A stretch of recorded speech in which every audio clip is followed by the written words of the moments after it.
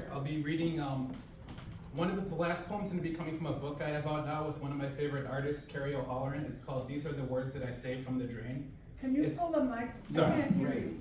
Thank you. It's a collection of 60 poems and 60 paintings that Carrie O'Halloran did to accompany each poem. So 60 full color paintings we did there. But we have that for sale. Sorry. We have that for sale too if anybody's interested after the show. And anything you buy here is $7 cheaper than Amazon, and I give $1 to the bin for every one I sell. So these first ones are going to come from the next book that we're putting together, me and Carrie. It's called I Tried to Live in the Present, but it was wrapped a bit too tight. This is called The Driver's Manual.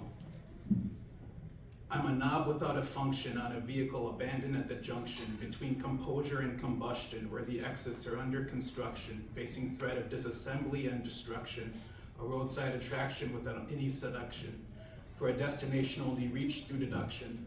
But if that doesn't hit the brakes on our introduction, there's still a tank of gas, and the keys were left on the dash. So hop in.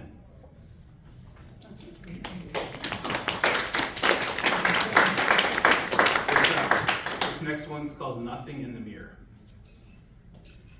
If I could get up from the table without cashing in my chips, I'd come back when I'm shelf stable and not stuck behind this eclipse.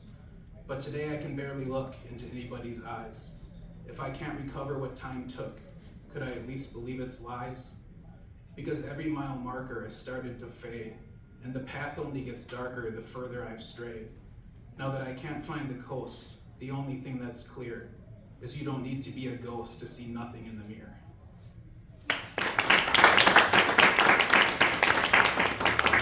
This one's Toppings. It's a kind of a environmental catastrophe poem. All right. We carve up her pie with our greed and bloodlust, but we're only the toppings on Mother Nature's crust. And now the sauce is too hot while the cheese remains frozen. Soon she'll start to suspect the wrong ingredients were chosen. Finally deducting that this diet is doing too much to deplete her, let us rue the day that she becomes a picky eater.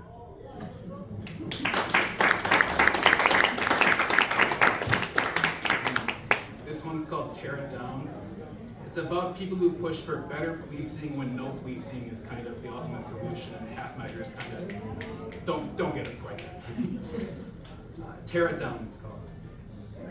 We found our hopes upended, so again we pretended that the system wasn't working exactly as they intended. Though you think we'd fault the soil if it poisoned all we grew, and you would assume we'd check the oil if smoke was filling our rear view. So maybe we deserve this fate if we believe truth alone will penetrate all the fear and hate that go into holding up the brutal wall of blue.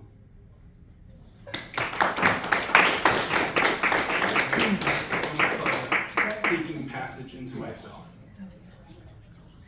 If I don't have the strength to make it the length of the day, let tomorrow find a way to reach through and pull me until I'm extricated fully from the talons of the past that left me mutilated and miscast in my own story.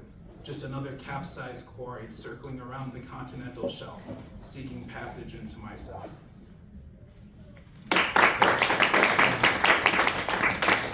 This one's called A Gear Without Screws.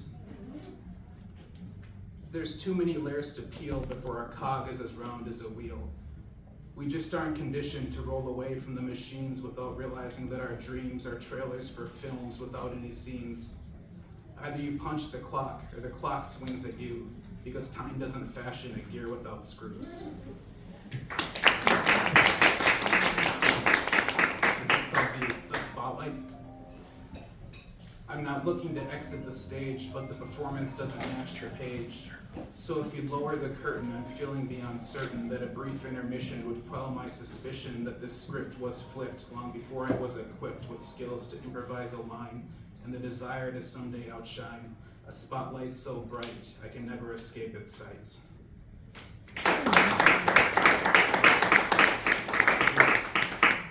The firing squad.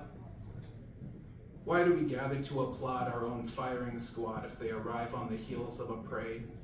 Fusing our flesh to the facade, we inherit both their fraud and any consequence they manage to evade. Why do we elevate our worst to devour the weakest first, even offering to lick their plates clean? as we join to rehearse their curse, knowing it can never be reversed now that the hearse has fled the scene.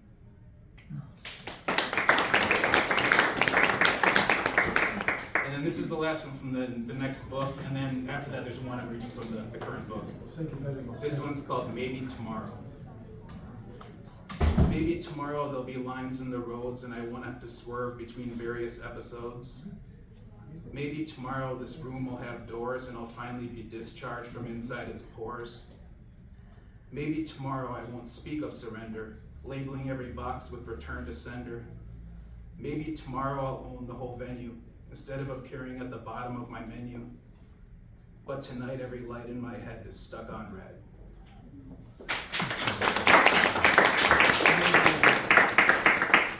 And then the one from the book is called My Body is a Shape When It Should Be a Feeling. And then here's Carrie O'Halloran's painting from the book that accompanies it. Yeah, like I said, she did one for each 60 poems, so one painting for each poem. Sure, I'm driving this thing and my name is on the registration, but it only ever felt like mine by designation. I'm just renting this body. It belongs to the mirrors, the fears, and the scales, but not me. It belongs to the nicknames, the hidden and not so hidden shames, but not me. It belongs to overeating and anxieties of every variety, but not me. My body never even belonged to the present, always defined by what it had been or what it could be, never what it is. These hands, these eyes, this heart, I own the individual components, but when combined, they are not mine. I lose all claims to ownership. My body is a shape when it should be a feeling. My body is a tool I use to hammer and screw, but never to mend. It's too ugly for that. I even cover it up at the beach and sometimes recoil when touched. Looking at old photos of myself, I almost get a sense of bereavement. If it felt like I owned this body, I wouldn't feel so inclined to leave it. Thank you.